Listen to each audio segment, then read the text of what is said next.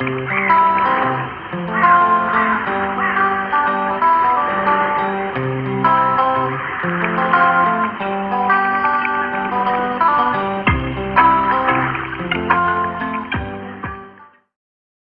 click on the thumbs up button and the subscribe button if you enjoyed my vlog. Bye for now.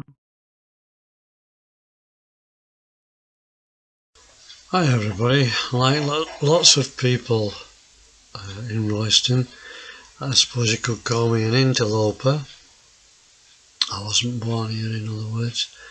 In fact, I was born in Durham, but raised in Barnsley and also Athersley North. And then I decided that one day I would come and live in the village of Royston. I love the place, and this is my tribute to the people of Royston, to make this a series of short videos. When I retired in 2002, I decided I was going to make some pictorial pictures of Royston because it was changing all the time. We didn't think at that time it was changing much, but I think we all now know that it has. So the first thing I filmed was on Midland Road, Royston, Aston's shop. There's Kevin and Jenny Aston, and you can see that Kevin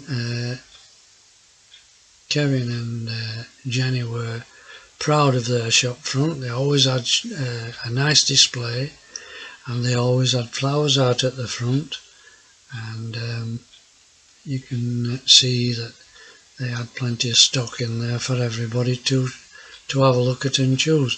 And I always found them to be reasonably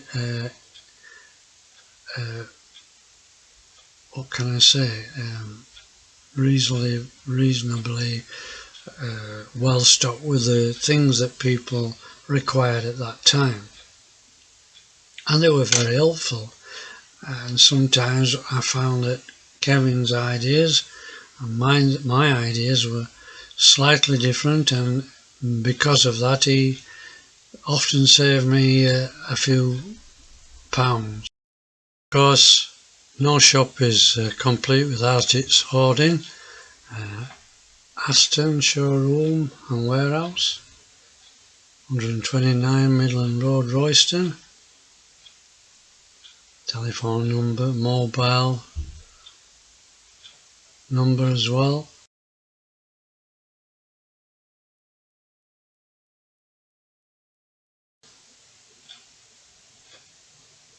One of the things I loved about Royston at that time was the cricket.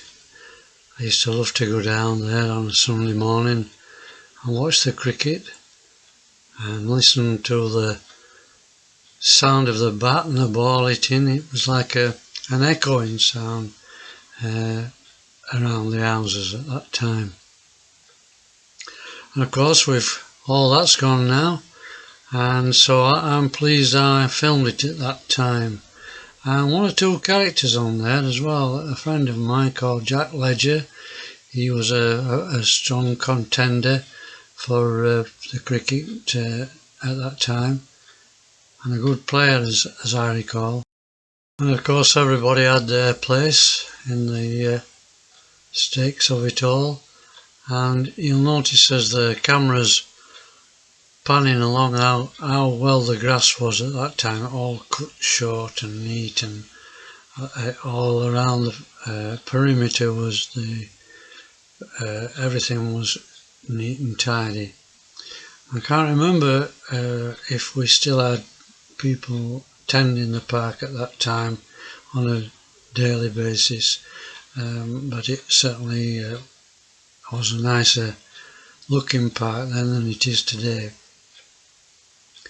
And we have had to move with the times like everybody else, and hopefully one day it will all come back again, where we can enjoy these types of sports in our own parks.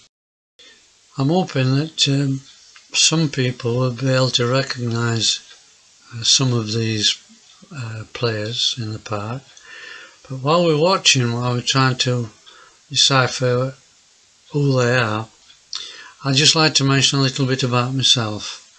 Now, I have made about 40 videos so far, and I'm on YouTube, and I call my site's called Old John's Vlogs. Old because I'm old, obvious. And I think I've done about 40, maybe 50 videos now, mainly about nature and other things, drawing, painting, guitar, things like that, and things of interest really. But also I've done a vlog, as they call them on the internet, which are video logs, and they're usually about 15-20 minutes long. Oh dear, a littering exercise. I've not seen that before, and I've never seen it since. Anyway, I've left it in. But anyway, I have been on many projects in Royston, and one of them is in 1977 I began work down at the Carlton Marsh Nature Reserve, and I carried on working down there as a volunteer along with many other people down there for 5 years before I went away to do any studying, and I finished up at the college, at the local college in Barnsley, that is. So that's my claim to fame. But the thing about the Carlton Marsh Nature Reserve is that I've also written a book about it, and it's called The Diaries of a Naturalist, and by myself, of course. For you people that know my name, I'm called people know my name usually, but for people that don't know my name, on the book itself it will be John J. Jackson. And what the book does, it chronicles everything that we did down there on a daily basis, and it's a good historical piece actually now, because also things have changed so much since those times. The land was just a piece of a wasteland at that time that people couldn't do anything with, and now it's a beautiful place to go to. So if you've never been down to the Carlton Marsh Nature Reserve, and I should say it's in South Yorkshire because there are two, have a go. It's flat and an easy walk, and it gets better every time I go down. My passion is bird watching and nature in general, of course, and so I sometimes go down to the site and listen to the birds and not identify them with the binoculars, just identify them with their sounds. But that's taken many years to develop, 20, 30, 40, 50, 60, 70, 50 years I would say, or more, to find out all about those things. But anyway, I mentioned that things move along, and this is one of them. Royston Leisure Centre, where squash courts, teaching pool, large pools, sunbeds and sauna could be used at that time, and it was the film I made was also before the new library was built, and when you could go to this centre and also to the Grove to do various things. I know I went to lots of meetings there in different capacities and for different projects and for different things that were going on in Royston, where we were allowed to have our say. Before making the film, I wrote to lots of different organisations and asked them if they wouldn't mind, if they had any objections to me making these particular films. Here you can see the baths from the outside and all the other things, the facilities I've just mentioned, and I do a spin round in the ground, and here's the Grove look without the library, and how different that looks now. Not many cars could get in there at that time, but I was stopped by the police and they wanted to know what I was doing, and I did explain, and when I had explained they were satisfied that there wasn't a problem. This piece of film just does a complete spin around, I should say, from start to beginning again. I'm not sure what that van was. I don't think it was Kevin Aston's. No. But there you go, it goes all the way around. And you can see the Civic Hall there as well. And we used to go to country and western nights there. It was a lovely venue to go to at that time. And we, bales of hay and all sorts of stuff like that. Different people coming from all over the country to sing. It was wonderful. Really enjoyed it. And folk singing as well. We had some folk singers there.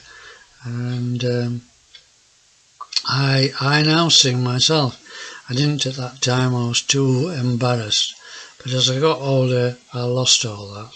And I now sing at this moment in time in the U3A choir. So here we are then, that's a Royston Civic Hall shown I think all around, and as much as you need to see it. One of the things that you might not have realised is that the edited version of this is really short, of course, and to get as far as I have now with this little bit of filming, what we're talking about, not very long in time, it would have taken me about 2 hours, so I've cut a lot of film out. One of the things I forgot to mention is the beautiful trees. Everything had its place, didn't it, back then?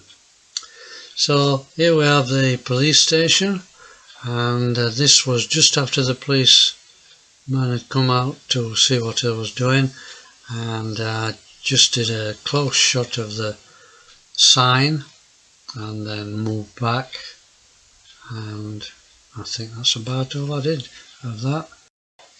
From there I moved to the surgery, not the Midland Road one where I go, and I spent a lot of time here speaking to one of the local ladies who was gardening. The thing about filming is everybody comes out and they all want to have a chat, and sometimes you get buzzed as well by people honking on horns and children running backwards and forwards in front of the camera, and you can't blame them really, can you?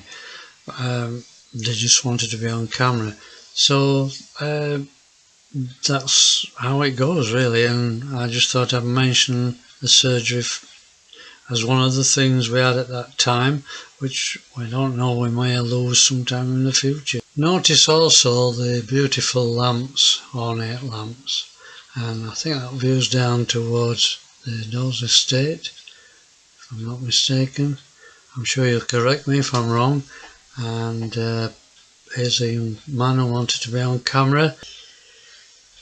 I'm going to end the video there on this particular one. There's more to follow, but if you like my films, please click on the thumbs up button and also the subscribe button, and the subscribe button will tell you when the next video is being uploaded, and of course they're free.